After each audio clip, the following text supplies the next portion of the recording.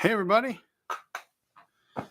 it's Mark here at Gary's Guitars, and it's our weekly guitar talk live in the store, hangout, talk with customers and friends about guitars. Gary's usually sitting here with me. Gary's not here today. I often will have a guest host if Gary's not here, but had a back out and didn't have enough time to reschedule, and I thought I'll just do it. So you're just getting me tonight. There's one other of these episodes. This is the 70th episode. There's one other of these episodes where it's just me. And I just got back from, I don't know, a trip somewhere and had to do it alone. And I was really, I was manic. So I'm going to try to be calm and cool. Try not to fill up all the time. Like I did that other time, I did it by myself. So once again, for those of you who are here often in the live chat, most people don't watch the show live. They watch it afterwards. But for the folks here live, chime in, tell us where you're from, tell us about yourself or something. If you have any questions, put them in the chat. If you want to add to the discussion, then you can put that in the chat too. And I have a little tablet here, and I'll just be keeping up with what you all saying, and you can contribute as well, because like I said, this week I'm flying solo. I feel all right about it though. Last time I was like, oh my god, I could do this by myself. It's gonna be all right. So let's see here. We got Paul and Bob Sullivan and William from Wisconsin. I don't quite Crapo as the usual. Let's see, Mike in Hungary.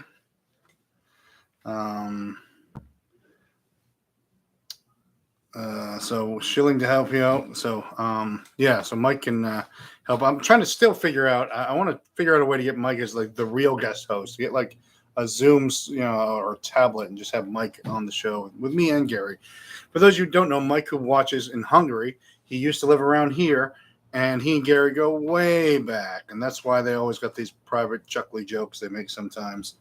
But Mike is a guitar, he's a luthier, I guess we call him. Guitar repair, rebuild, guitar player, bass player. Bass is where you make money, and what Mike found out. And so, and when he moved to Hungary, I shook his hand, and he says, bye-bye. And I said, the one thing you're going to miss is people over there can't play R&B music. And he had to admit that I was right. I lived in Eastern Europe for years. And the musicianship is amazing. You have all these people, who just study, in these post-Soviet countries where they study in conservatories and just the tradition. Like he's in literally the Austro-Hungarian Empire where this music lived. Modern, classical music and instrument making. This is the heart of it. But they can't play the blues. They can't play funk. So that's my little private joke with Mike. So let's see, anyone else chiming in here? What am I going to talk about? There's a couple things that come to mind. One is I just had a conversation with a customer. I'm like, oh, that's something to mention on the show. And that is I called I pointed at an amp. I said, well, for a real amp, there's this amp, there's the Mustang, there's this amp, and for a real amp that kind of start at $250, and there's one for $400, and then this is it. And he's like, what do you mean by real amp? I'm like, oh yeah, what do I mean by real amp? Because that's it sounds a little disparaging to all the other amps, but I came up with a good definition, and that is I've been playing music live for, I think I kept track of it at one time. I think it's now 33 years. This could be my 34th anniversary of my first gig coming up in September or October, probably. So, essentially my first professional gig. I played a little bit in high school or whatever, but so I've been playing a long time. And my definition of a real amp is an amp that I would get on stage with and wouldn't embarrass myself using it. So an amp that can dish out. It doesn't have to be like I was talking about the Champion 40, which I talked about last week too. I think fine amp. It doesn't have to be the top-notch black face Fender Pro reverb to be able to have a good gig. But that's where I draw the line on the real amp versus, these amps in the Mustang 25. It's a bunch of fun. To this day, I sit down and I scroll through the menus and, oh man, look at this, there's a button that says metal, and all of a sudden you're just shredding. And it's fine. But I wouldn't take it on stage. If I took it on stage, I'd leave it on the one setting, just hope it dished out. So, Crapo says, just started reading Robbie Krieger's Set the Night on Fire. Very enjoyable. I would actually like to mention Robbie for a second. Explaining R&B to Hungarians is like teaching a fish to ride a bicycle. Okay, that was Mike's response about my R&B quip. I would say a real amp is something a professional would use. Yeah, that was what I was talking about. I was calling myself a professional. The Champ 40 or Exile XL50. So that would be the XL50 would be the Mustang or the Champ. They make a 50 Champ as well. 40 is or Champion, sorry. And so the Champion series is the solid state. It's not the digital modeling, but it is a Class D and has some digital effects built in. I would say, for some reason, the 40, I'm just drawn to it. It draws my ear a little when I hear it. I'm like, oh, that's a real amp. So, that's got, and I think the 12-inch speaker is part of it for guitar. If you can have a 10-inch speaker in a guitar amp, but there's got to be a reason why.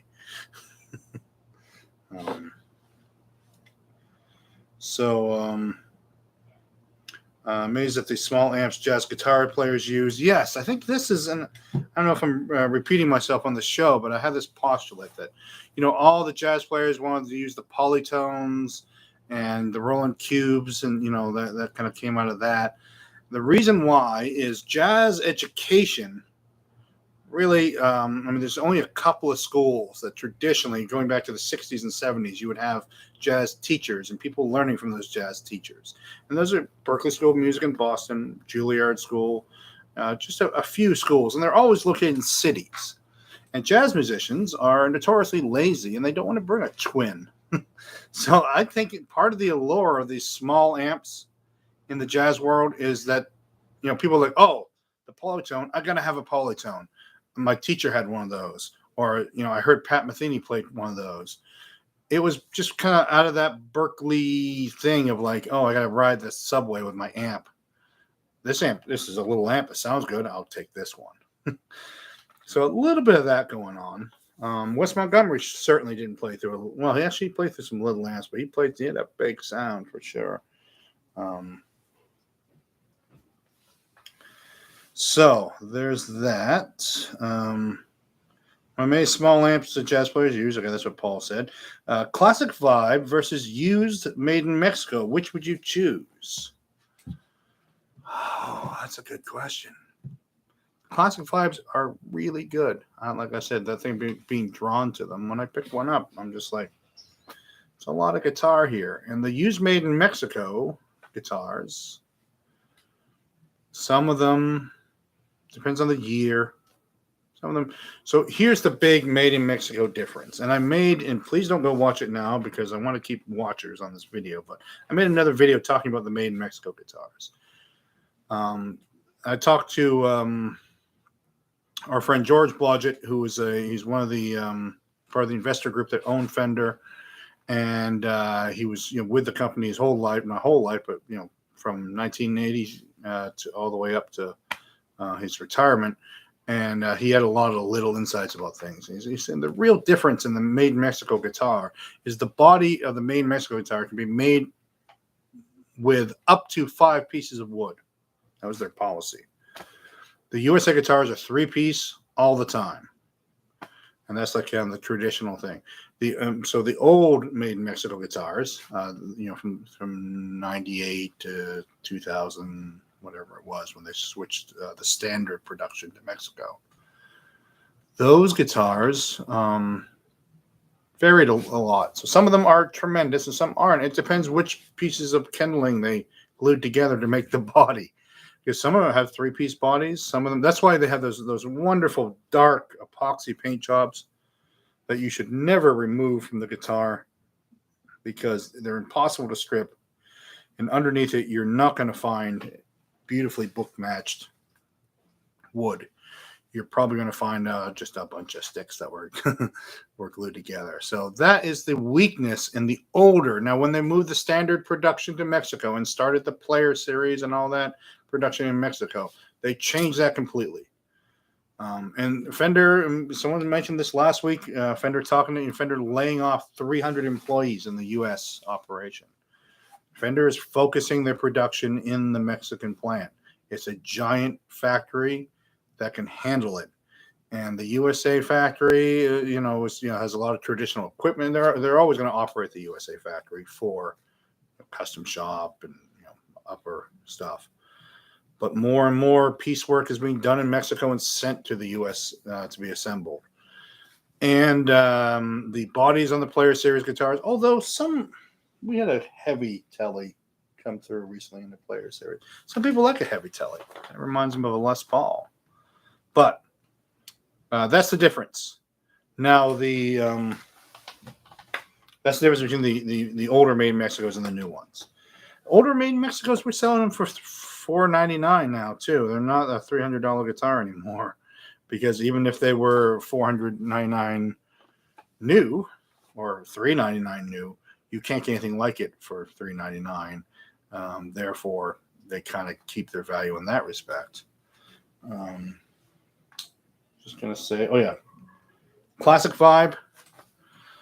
There's some great guitars.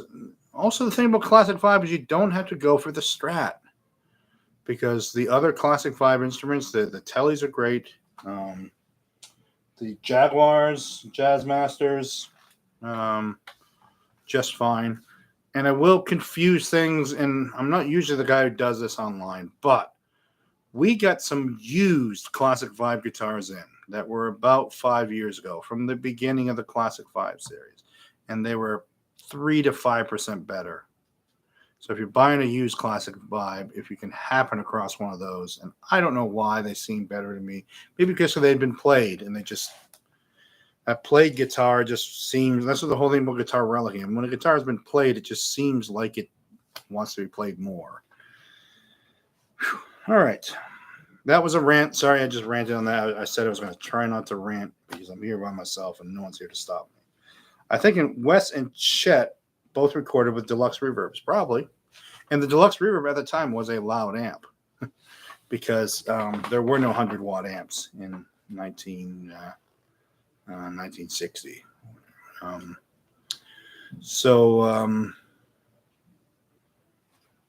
They were, and it's a great tone amp too. I gotta hand it to Fender on that one. That's an amp that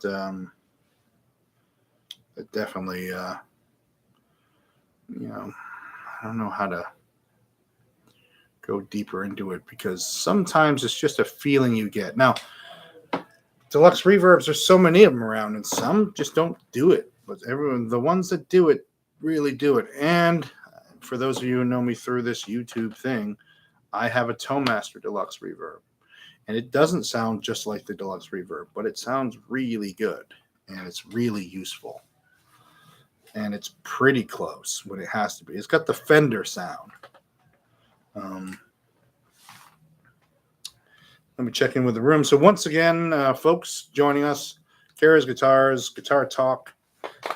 Gary's not here tonight, and so this is a solo flight by me. It is the 70th episode, which brings us to another point. Oh, let me finish the callback.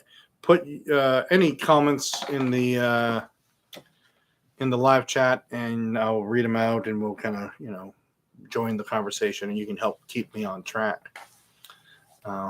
But speaking of the live show, and I've been thinking about this for a while. I was talking to Gary about this.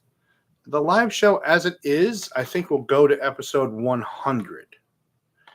And then we'll do something different. And I'm not sure what that is. but we're going to keep doing the live show in the coming months. And I think when we hit the 100 mark, that's a good success. And I got to get back to making more of those short form videos, which I've neglected the last couple of months. People really like them. That's what people comment a lot on our YouTube channel. And that's part of it. And they're a little more thought up. They're not quite scripted, but they're thought. Some more thought goes into it than just us being opinionated. And so that's a thought I had that I want to share with all you.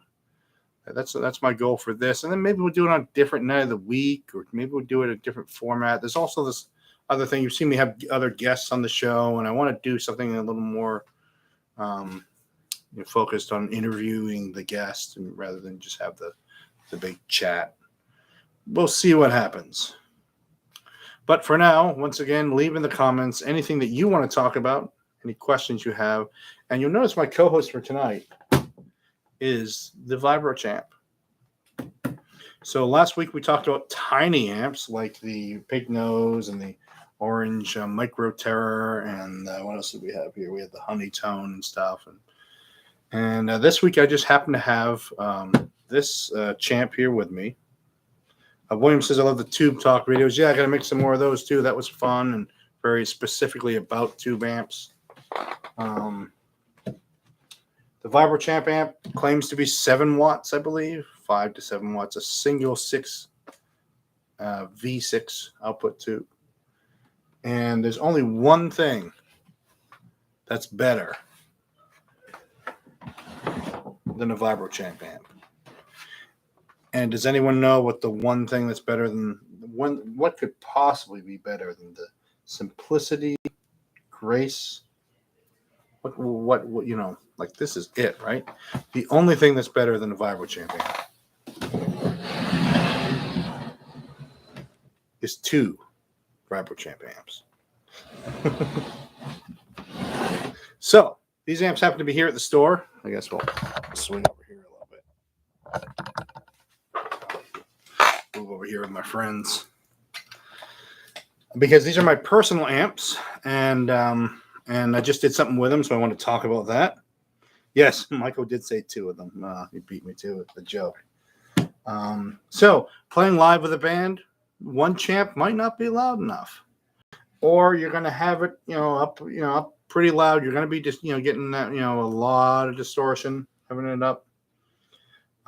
Like many low watt amps, you have your volume knob is kind of like things start to get louder. So between 1 and 3 is kind of clean. And then you get up to 5 and things start breaking up. And between 5 and 10 on the dial, it's just how much breakup. They don't really appear to be getting that much louder, as much as getting more full sounding and more, what's the word for it? A little more oomph. But I found, so I got a champ and I played it with my band, and I was like, man, this is fun, but it's not. I wasn't getting the presence I needed out of it.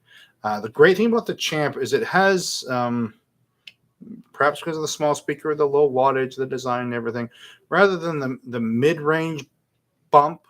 So rather than having like a lot of power around, let's say 500 hertz, 250 to 500, like guitar amps really at the let's say 500 being the center, which it isn't. If you looked at a Spectrum, 500 would be, but it's a logarithmic. As things get higher, they get, as you go up an octave, the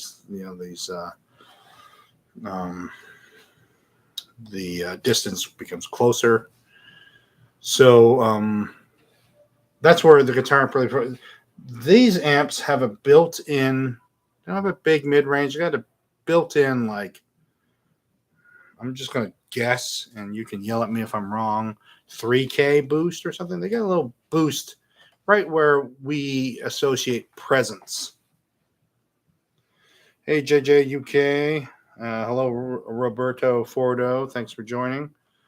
For those regulars joining, this is tonight's a Gary free night. Gary is out doing something fun. So I'm here with my co-hosts, the Vibro Champ and Vibro Champ Amp. And I'm talking about these amps a little bit. So they have a brightness and presence that no other Fender has. I kind of like it. But playing the amp with a band, not quite loud enough. So what do? You get two of them. 2 amps is playing loud. It's also fun to play with 2 amps. And especially if you can spread them out a little, put them on other sides, you're basically going to be double tracking yourself. Jimmy Page used to do that with an Echoplex. He used to send the echo signal to the other amp and kind of do an artificial double track on stage. That made him sound like he was playing. Oops. Someone's at the door there, but sorry, we're closed. And to make it sound like, thicker, 2 amps. And somehow, and I don't know exactly how it's done, but there's a physics answer to this, which is the 2 amps together, the low end on the 2 amps kind of works together a little more, and it changes that equalization curve, gives you just a little more oomph in the low end. Even though your bass knob is in the same position, having just more of it increases the perception of low end. And I'm sure there's some physicists out there who can tell me why that is, but bass waves combining, maybe it's nodes, maybe it's just maybe they're phase canceling each other, but in a way that cleans up the bass a little bit. But to the ear, they have a little more oomph when they're working together. So 2 Vibro Champs. You can actually set the vibrato either the same or slightly different, and you can run them. And that's Peter's phone ringing. That's weird. A lot of distractions here today. So you can set them to differently if you're using them together, or you can set them to the same thing, but they'll never quite line up. They're always kind of, because even if you set them on the same pedal, they're never gonna, because the tube vibrato it's never gonna, but in a good way, it's gonna create a 3D sound. And so I like to use these amps. Now you'll notice there's a few, like, first this is Vibro Champ and this is Vibro Champ Amp. They're different years. They're actually maybe about 6 years apart. They're both from the 70s. The thing about the Champ, especially, even the early blackface ones, and then to the definitely all the silverface Champs, they never made changes to them in the CBS era, and they never made those endless revisions to them. Maybe because it was considered to be a bottom of the line amp and a practice amp, and then just a weird legacy amp that people still wanted in 1978, and they couldn't figure out why, because they had a 100-watt solid state Fender. Why would you want this 7-watt tube amp? So what I will say there is throughout the years, they didn't make a lot of changes between amps. So all the Champs, especially all of them through the silverface and 70s era, they kind of do essentially the same thing. They kind of sound about the same. Someone might argue with me on that. Back in the 70s when we worked at Daddy's, Trigger and I used a Champ as a preamp for a Marshall speaker output from the Champ into the input of the Marshall. Whoa. And that's Mike. That was Mike in Hungary. And yes, I don't advise it. However, the output of a low watt amp can work like a preamp, except your average preamp tube, if you got a tube preamp, and I know this from the Hammond world as well, it might put out like 3 watts, 1 to 3 watts of power. Line level is probably a 0.5 watt. That's kind of what people expect things to be if they're not gain without extra gain. So if you use the output of an amp as the input and another amp, output of a low wattage amp, like he was saying, running into a Marshall, you're just going to create a kind of overdrive you've never heard. However, and here's the however, they were doing it in a music store with other people's equipment. I wouldn't do it with my own amp. Knowing what I know now, I would probably put a load simulator, so like an 8 ohm high watt resistor on the signal coming out of the amp, and that's going to bring the amp signal down. Or you can run the speaker in parallel, but you can't deprive the transformer of, I guess we say, seeing the load on the other end. They kind of self-balancing kind of thing. And transformers, if you send them to something that isn't a speaker, if you have an output transformer, brings your signal down from a whole lot of ohms down to 8 ohms, and you send that to something that isn't a speaker, it's just kind of whoa. There's no there's no inertia at the other end to create this kind of balance that they're supposed to have. And technically speaking, if you do that long enough, you're going to damage the transformer. Now, untechnically speaking, go ahead. It's a blast. I did it in the past when I was in college and didn't know any better. I used a little Yamaha practice amp as an overdrive that had a built-in overdrive and used the speaker out into a guitar. And I used to do that on Hammond organs before I learned, that's also in my college years back in the 90s.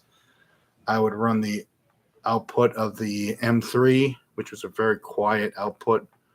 A pair of 6 V6s that might have been 12 watts. I mean, really, those M3s were not loud. But if you put the quiet switch on, which is a 20 dB pad, and you hooked it up to an amplifier, out that speaker out into an amplifier, the thing screamed. And then later on, I learned that not the best idea for your transformer, but I use that in that amp. And that Hammond I'm talking about still exists and is still in use. And this is 30 years after that. And it was 50 years old when I was using it, probably. Not 50, but 40. So it's not like, oh, it's going to blow up. But as your lawyer, I had to advise you not to speak to the prosecution on this one. When I think of the 70s, I think of Raquel Welch or Sophia Loren. Okay. You don't necessarily think this is the Raquel Welch and Sophia Loren of amps. Not really. I would say definitely Sophia Loren would be a twin. And why does twin come to mind? I don't know. Just saying. Let's see any other chat in the room here.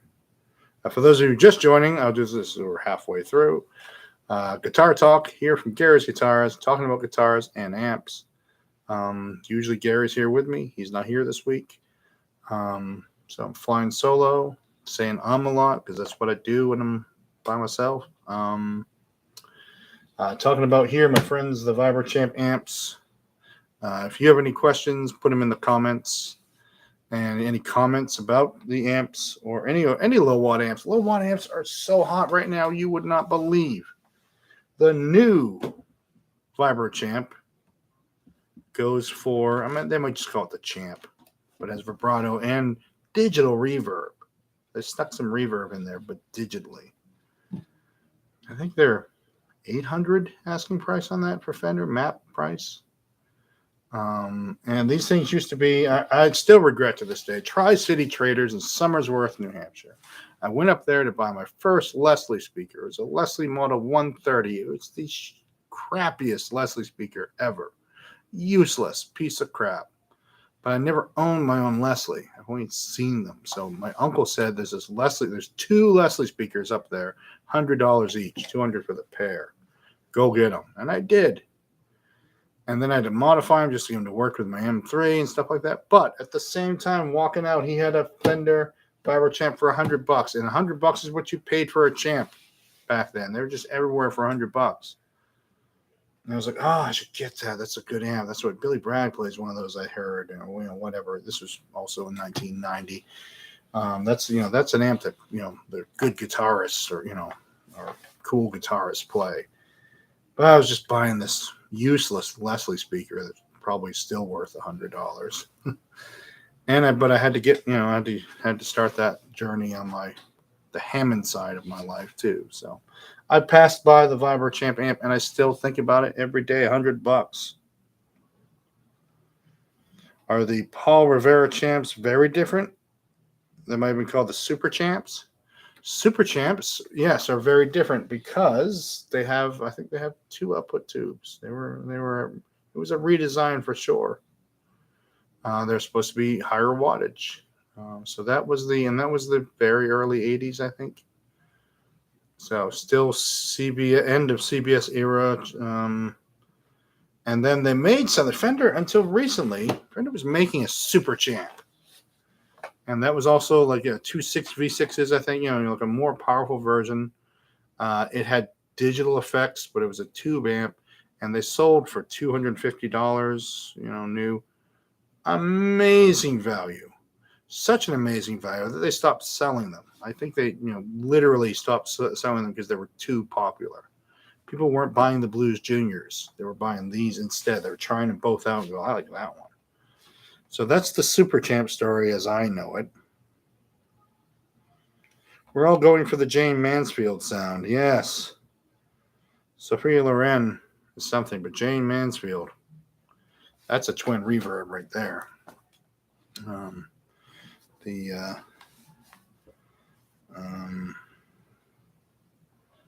Let's see. So yeah, this is one of the setups I use live, and like I was saying before, I use that damn Tone Master Deluxe because it's so portable. And I just had it out last week. I play organ and guitar through both its sides. Sound great. So I hate to admit it, but I do still own a lot of great tube amps. These two being two of them. So. But other 5-watt amps, and then actually anyone out there in the room, chime in with your favorite low-watt amp. Because I have a bunch of them. I got the Supro, which is the Valvo, a little 5-watt amp. That sounds amazing for lap steel because this has a lot of low end and just a huge amount of compression and warmth in that low end. And I played a gig on lap steel with that. And I just vowed not to sell it. Because, like I said, these things used now go for what the new ones go for. Because they are technically better. Whatever. New ones are fine. Putting digital reverb in it, though, that is the kind of cheating that we don't need. But the new ones are brighter, probably. If I was really to compare them. Whoops, I just lost my train of thought. Other little amps. Oh, yeah. These are going for crazy money. Everyone's getting into little amps. Little amps are going for crazy money everywhere. So let me know what little amps you want to talk about. And then East Bay Pearson said, I'm more of a Pam Dauber amp person. Yes, Pam, Mork and Mindy, talking about the 70s here. Comparing your amps to your 70s stars. So the Pam Dauber of amplifiers, who would that be? I'm not sure. Thoughts on Fender's layoff? I actually mentioned that a little earlier tonight. They really they're doing it because they're moving more production to the Mexican factory. The Mexican factory is 4 times as large. It's a powerhouse little factory. And some of it is California. So Fender technically moved to Arizona. So all their HQ and all that is located in Arizona for tax reasons. And Fender has been kind of like getting away from California slowly, mostly for tax reasons. I think no one doesn't want to live in Corona, California, I think. So some of that's just business. I mean, Fender's not doing badly that they have to cut back that severely, that quickly. It's just one of those things that companies do. Like, how do we maximize the bottom line? How do we, maybe they want to go public. I don't know. Maybe they're trying to impress an investor by slimming down that bottom line more. Maybe they were having, maybe they realize that it's so much easier to make things at the Mexican factory and that the workers there actually I'm told they're treated pretty well. By local standards, they get paid well. They stay on. Family members come in. There's a lot of tradition there. Most of them play the guitar, which is different than the USA Fender operations. So, that's on the Fender layoff. So I see it now as like a bad sign for Fender in general. I think Fender's doing fine. They send me emails and videos telling me how great they're doing all the time. They're like, we are growing in a growth industry. This is great. We're going to the moon and all this kind of stuff. And then you hear about this kind of secret layoff and they will not comment on it. Because what they're doing is they're saving some money on labor. They're saving some money on their factory, the taxes they have to pay for it, because labor taxes are different. And when you talk about, maybe it's not like, there's a couple of points I like to make about Mexican production, which is some people don't like the Mexican made instruments on kind of I don't want to say this like this because it sounds bad, but maybe it's bad, like on a racist kind of level, or at least a nationalist. I don't want Mexicans making my guitars. Well, guess what? Mexicans have always made Fender guitars. The Fender factory in Fullerton and in Korea, just full of Mexican workers. Mexicans make Fender guitars, and that's all there is to it. So if you have any kind of like, I want real Americans making my stuff and not these immigrants, if this is your perspective on why American made is better, you're wrong. So the workmanship is done by essentially the same people in both locations. And like I said, there's a lot of and so people talked about, because Fender used to use the Mexican factory as a place to make their inexpensive guitars, and then they made that change. They're like, oh, let's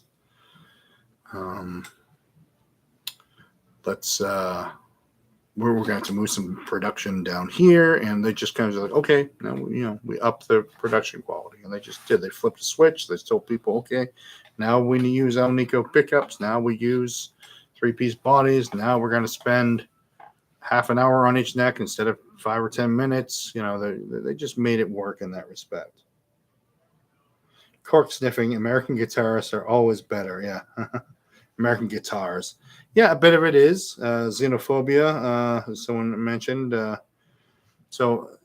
Where that fits into it, that's, now there are people like, hey, I'm an American. I want to buy an American-made product made by Americans, so that I support other Americans, and I support the tax, structure, because they get taxed and pay the a bunch of that stuff. We're no longer in the economy. I don't want to get too economical about this. We are in an information economy, not so we're not in the industrial economy we used to be in. And so the real profit that companies make is found usually in their ability to market and sell their items. So the iPhone is always the overused example, but there's about $100 worth of stuff in an iPhone, and they sell for $900, and it's all design and marketing and managing the supply chain and all that kind of stuff. And so the person making it isn't making off with all the money. It's like, oh, now these are made in Mexico, so Americans aren't getting the money. Fender is an American company, and Americans are getting rich making Fender guitars. So if you have that as your idea, and Fender pays taxes in America and all that kind of stuff. So the labor aspect to it is such a small part of this larger company, which is mostly design, marketing. They're buying all these legacy brands and incorporating them into the brand. They're doing a good job of that, whereas Gibson did a terrible job at that, and that kind of led to their bankruptcy. Fender is doing it just right. So they got Bigsby, they got Groove Tube, they get some of these trusted names. They now have Floyd Rose, I think, because they're putting Floyd Roses on Fenders. When do you think they'll have a Fender custom shop in Mexico? 1 year, 2? Yeah, custom shop guitars made in Mexico. I see that happening, sure. And there'll just be a differentiation. That's all. There'll be There's no reason they can't do that. Especially since custom shop are still like really behind on production. So ordering, and so part of the custom shop thing is when you have a master built item, meaning one person puts the whole thing together. Those builders are like literally in demand and behind schedule. So that's something to be said there. I understand the Fender's laying off the entire shift. Second shift, yeah, I guess the afternoon shift. Someone told me. So they'll be just maybe they don't have the production. Maybe they've raised the prices so much they don't have the need to produce a lot of the pro line stuff because everyone's buying this other. Unfortunately, Fender has always had this problem. The biggest competitor that Fender has is Fender. It goes back to the 80s when they made those Japanese Squiers that are so good they're still legendary. And then they're the Mexican production Fenders. And then for a brief time, they were making Chinese Fenders with the Fender logo on it, made in China. And that later became the Classic Vibe series, which is branded Squier. But also, it's the biggest competition for a player series is a Squier Classic Vibe. We put them next to each other, and we have them literally sitting next to each other here. They're both fine guitars. And so Fender has always been their number one competition. Okay. Let me catch up here. Xenophobia. Linda Carter. I wonder what the Linda Carter amplifier would be. William said, I love my Vibro Champ, and that catches up there. I have an E-Series 80s Made in Japan jazz bass. What a guitar. Yes. The Made in Japan Fender and the Made in Japan Squier branded guitars from the 80s. Just well made. Legendary. They're actually reissuing them. We have some on the way. Made in Japan Fenders for the U.S. market. So I'm anxious to see what those are like. Why is Japanese guitar building what it is today? And I think it might be a workmanship thing, attention to detail and workmanship, but also just the things that are different. So basically Fender sent them, assumably, an old Fender guitar and said, make us one of these. Because they first started having the Japanese factory make reissues. And some Squier. Maybe that's about when they started the Squier line, too. And they just came out tremendously. And that was because the CEO he came from Yamaha. And he knew the Japanese could make great guitars. And he wanted to get Fenders and to get this Japanese factory to make Fender guitars. And he was right. Agreed. My bass student had a 85 Made in Japan jazz bass that was awesome. Yep. I have 89 Squier bass. And it is awesome. It's made in Japan, the very end of the Made in Japan era for Squier. And it's 7/8. He's scaled down. And that's part of they did that. Fender did that on their Squier instruments, and some of those instruments, he made them 7/8 in order to make them less desirable, make people want to buy the USA ones. And people like the 7/8 instruments. And other Made in Japan instruments were 7/8 as well, including, most famously, Prince's Telecaster. His Hohner Telecaster was a 7/8 Telecaster. If you see him holding a regular Telecaster, it's huge on him, but his Hohner is just a little bit smaller. And his Taylor guitar, which I got to hold because we went on the museum exhibition, hold it with gloves on, also scaled down slightly. So we got into the Made in Japan discussion again, but once again, we will talk about those when they come in here because they are on their way. They're tremendous. I have high hopes for them. We'll see how it goes. The other Made in Japan guitars that we'd had come through, and especially the ones from the 80s in the Fender line, and then the Fernandez. made in Japan guitars.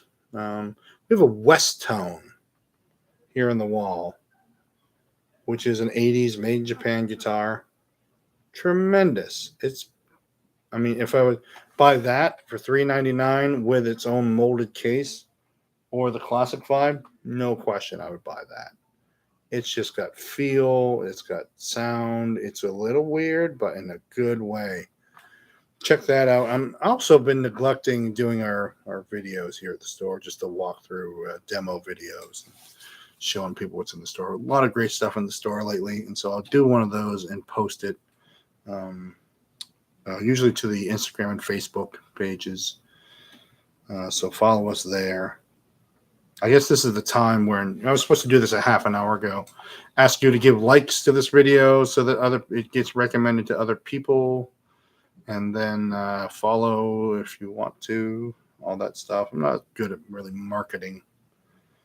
Is it colored West Tone? They made all blue and all red ones. This one is all cream colored. I'll go get it.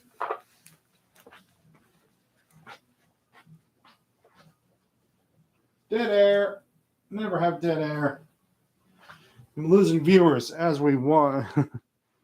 Sorry for the dead air, folks, but this is going to be worth it. Here's the West Tone.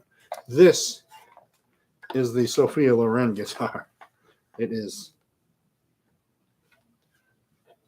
amazing curves. A great look. We got a maple fingerboard, and this is on a Japanese made or Korean made guitar I have.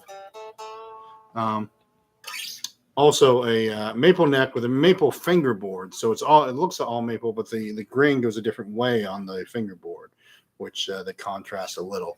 And that gives some stability, which is good. Sit up and play great. You can't hear it from there probably, but has this weird tremolo arm that's huge, but somehow works great. Essentially Fender copy, Korean hardware, I think, maybe Japanese hardware, but this could be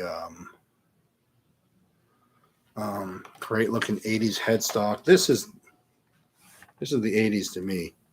This actually came into the store strung up left-handed. It was converted to left-handed. I converted it back, and it hurt to do because, man, I wouldn't like to have this guitar. But the drug dealer's number one rule is don't get high on your own supply just because you want something. So, but yeah, it's a cream colored. It's $3.99 here in the store. It comes with its original molded case. There's not a ding on it. There's one ding on it on the back here, but the neck is just perfect. The frets are slightly worn. It's the Concord 2, if you're wondering.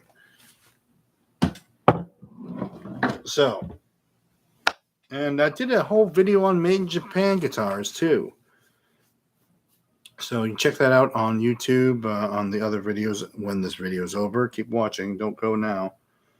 They made a similar shaped neck and fingerboard were colored to match. Oh, okay. That's interesting. With a painted neck fingerboard color. That'd be interesting. Didn't know that. West Tone did some weird stuff, and this is a later one. But just an example of a good made in Japan guitar. Show the West Tone, he says. Okay. So, what else here? Early, even 80s made in Japan brands like Fernandez are creeping up. Yeah, creeping up in price for sure. And this, 3 years from now, I'm going to be like, I had one of those in the store and I sold it for $3.99. And they're going to be selling for $700 because there's a lot of value there. Sounds great, works great. Even I had a Vantage Les Paul that I still have the secret desire to get back. And I don't know if whoever has it now. So my brother took the bridge pickup out of his 1970 Les Paul, put a Carvin pickup in, and he just had this extra pickup, and I had the Vantage Les Paul, which was great, except the pickups were kind of loud. So I put his 1970 Les Paul pickup in my $150 Vantage, and it's still out there with that pickup in it. I bet it's in a closet somewhere. Someone doesn't know what they got. But I traded into Gary's back in for something I shouldn't have traded for. But the thing about the Vantage Les Paul was, in order to make an arch top, they figured the easiest thing to do was use a plywood and stamp out the top. So you have a body and a top glued onto it, which is not how Gibson does it. Gibson carves the top or makes a flat top. That's the right way to do it. But this way, there was an extra chamber underneath. There was some space, and that added to a little bit of resonance, and it was a cool, weird thing. Howdy, thoughts on the bolt-on Parker MIA series? So someone had bought Parker. Parker was from Massachusetts originally. He's, I think, North Shore, not far from here, I think. And the Parker guitars were great and really sought after for a while. They use, kind of space age production ideas, super easy to play. They're the first to do the piezo bridge that sort of give you some acoustic ability as well as the pickups. Real innovations in those guitars. Mr. Parker is now retired, and I believe he's sold the company. And someone's making Asian-made guitars with a bolt-on neck, according to this. We have one somewhere around here that just came in on trade. So if you want to try one out, come on in. And it's not on the store. It's not on the floor of the store right now yet, I think, but it's coming out, as soon as we get it set up and ready to go. And everything that comes in gets checked over, double checked, set up. And so we do have guitars, a little backlog going on. So in a few days, that will be ready at the store. Thoughts on them or thoughts on that one, holding it, playing it for a couple minutes? Absolutely fine guitars. Are they like the other Parkers? I don't think so. But also Parker had some weird stuff. The frets were held on with super glue. They were, and so people had their frets fall off at gigs. So, and a refret on a Parker, basically the fret just sits on the top. There's nothing routed for the fret to sit in. They just kind of sit there. So, some weird stuff on those two, but you can't. It was a highly playable, very interesting guitar. So, Ken Parker is selling one-off hollow body jazz boxes for mega bucks. Well, maybe he is. Yeah.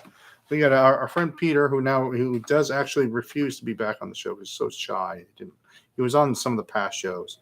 He does our guitar repair here. He just like, oh man, I don't want to sit in front of a camera.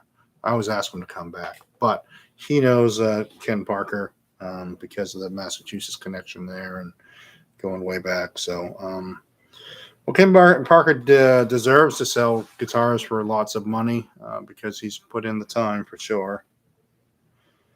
I hear that Wilmington, Mass. was the original factory, and Ken lives in Gloucester. He builds and repairs arch tops, even as a YouTube channel. Yes, in Gloucester. That's actually where Peter used to live in Massachusetts when he lived there, so that's probably how they know each other. And YouTube channel, that'd be interesting to check out, too. He's one of those guys who kind of fits in that, I don't know, maybe, is he on the same... kind of like Ned Steinberg or whatever. These innovators, it became so difficult to innovate on guitar because everyone always just wants to just make me a 1954 Strat now. And that's what all anyone wants. And someone comes by and goes, well, here's something it plays in tune all the time and it doesn't have this and it has one of these and all these innovations, and everyone's like, no, I want the 1954 Strat. And so so you have this kind of divide between the traditionalists and the innovators. And the innovators usually get looked at a little weird in the guitar world. And he kind of went through some of that himself, but proved himself. That's for sure. And the same thing with Ned Steinberg. Say what you will, but his innovations are everywhere now. And other people use them, and he licenses them out to other companies. But and you don't necessarily have to be headless, but headless made sense. And now his latest headless instruments can use standard strings. They don't need double ball ends. He figured out this compound ratio tuning machine that would do it. So still innovating. So Ken Parker making jazz arch tops. That's probably where he started.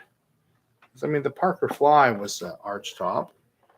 It was kind of hollow. So, I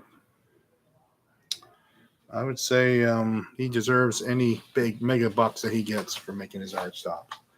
Okay, so 6:59. That means we're getting close to wrap it up time, but don't go yet. Hit the like and subscribe. Come on back next week, 6 o'clock.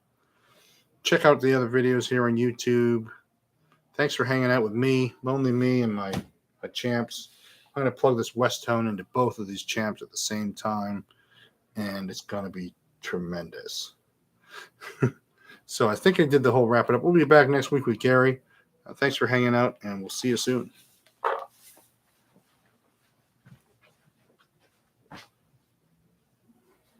Say goodnight, Gary.